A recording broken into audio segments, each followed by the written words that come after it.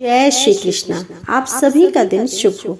आज आप सुनेंगे कार्तिक मास महात्म्य में अध्याय में सुनेंगे आप एकादशी को भगवान की जगाने की विधि, कार्तिक व्रत का उद्यापन और अंतिम 3 तिथियों की महिमा के साथ ग्रंथ का उपसंहार। ब्रह्मा जी कहते हैं, जो पुरुष कार्तिक मास में प्रतिदिन पुरुष सूक्त के मंत्रों द्वारा अथवा 5 रात्र आगम में बताई हुई विधि के अनुसार भगवान विष्णु का पूजन करता है, वह मोक्ष का भागी होता है। जो कार्तिक में ओम नमो नारायणाय इस मंत्र से श्री हरि की आराधना करता है, वह नरक के दुखों से मुक्त हो रोग शोक से रहित बैकुंठ धाम को प्राप्त होता है। कार्तिक मास में जो मनुष्य विष्णु सहस्त्र नाम तथा गजेंद्र मोक्ष का पाठ करता है, उसका फिर संसार में जन्म नहीं होता। जो कार्तिक मास में रात्रि के पिछले पहर में भगवान की स्तुति गान करता है, वह पितरों सहित श्वेत द्वीप में निवास करता है।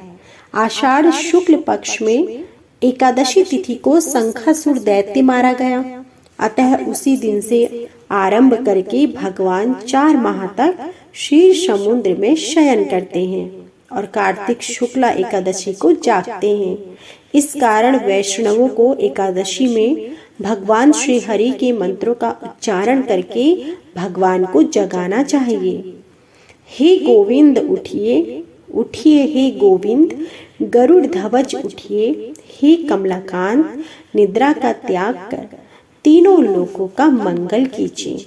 ऐसा कहकर प्रातः काल शंख और नगाड़े आदि बजाएं, वीणा वेणु मृदंग आदि की मधुर ध्वनि के साथ नृत्य गीत और कीर्तन करें। देवेश्वर श्री विष्णु जी को उठाकर उनकी पूजा करें और सायंकाल में तुलसी की वैवाहिक विधि को संपन्न करें। एकादशी सदा ही पवित्र है, विशेषतः कार्तिक की एकादशी परम पुण्यमयी मानी गई है।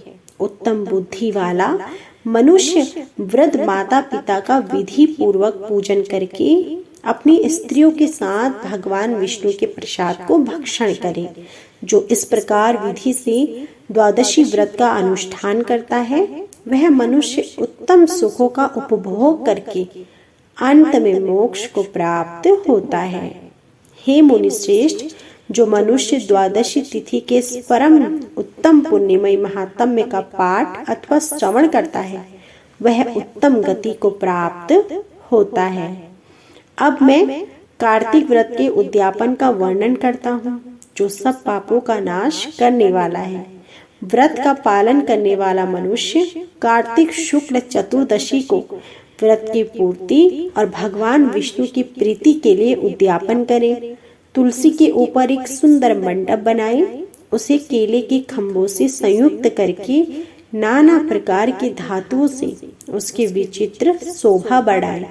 मंडप के चारों ओर दीपकों की श्रेणी सुंदर ढंग से सजाकर रखें। उस मंडप में सुंदर बंधनवारों से सुशोभित 4 दरवाजे बनाए और उनके द्वारों पर पृथक पृथक मिट्टी के द्वारपाल बनाकर उनकी पूजा करें।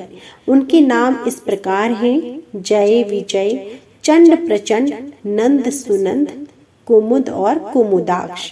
उन्हें 4 दरवाजों के 2-2 के क्रम से स्थापित कर भक्ति पूर्वक पूजन करें। तुलसी जी की जड़ के समीप 4 रंगों से सुशोभित सर्वोत्र भद्र मंडल बनाएं और उसके ऊपर पूर्ण मात्र तथा पंचरत्न से संयुक्त कलश की स्थापना करें।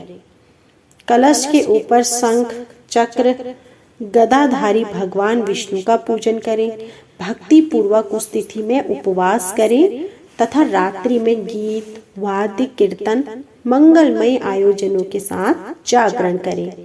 जो भगवान विष्णु के लिए जागरण करते समय भक्ति पूर्वक भगवत संबंधी पदों का गान करते हैं, वे सैकड़ों जन्मों की पाप राशि से मुक्त हो जाते हैं।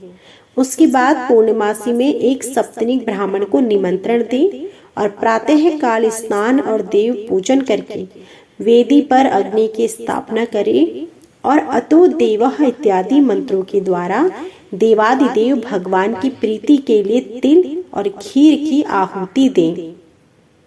होम की शेष विधि पूरी करके भक्ति पूर्वक ब्राह्मणों का पूजन करें और उन्हें यथाशक्ति दक्षिणा दें। भगवान द्वादशी तिथि को शयन से उठे, त्रयोदशी को देवताओं से मिली और चतुर्दशी को सबने उनका दर्शन एवं पूजन किया।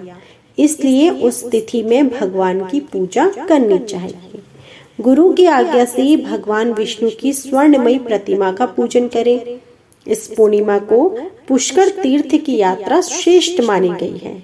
नारद, कार्तिक मास में इस विधि का पालन करना चाहिए। जो इस प्रकार कार्तिक के व्रत का पालन करते हैं वे धन्य और पूजनीय हैं। उन्हें उत्तम फल की प्राप्ति होती है। जो भगवान विष्णु की भक्ति में तत्पर हो, कार्तिक में व्रत का पालन करते हैं, उनके शरीर में स्थित सभी पाप नष्ट हो जाते हैं। जो श्रद्धा पूर्वक कार्तिक के उद्यापन का महात्म्य सुनता या सुनाता है, वह भगवान विष्णु जी का सायुज्य प्राप्त करता है। भगवान विष्णु की पूजा में रात्रि काल व्यापिनी चतुर्दशी ग्रहण करनी चाहिए और अरुणोदय के समय भगवान शिव जी की पूजा करनी चाहिए। सायंकाल काशी के पंचगंगा तीर्थ में स्नान करके भगवान बिंदु माधव की पूजा करें।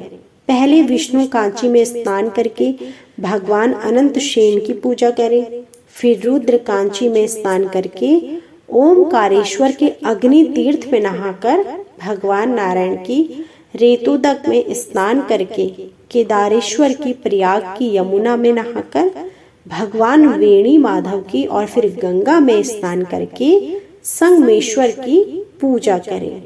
जो ऐसा करता है उसे सब प्रकार की संपत्तियां अधीन हो जाती। तो यह था आज का संपूर्ण अध्याय।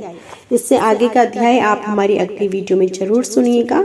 आज का अध्याय पसंद आया हो तो प्लीज वीडियो को लाइक कीजिएगा। कमेंट बॉक्स में जय श्री कृष्ण जरूर लिखिए। जय श्री कृष्ण।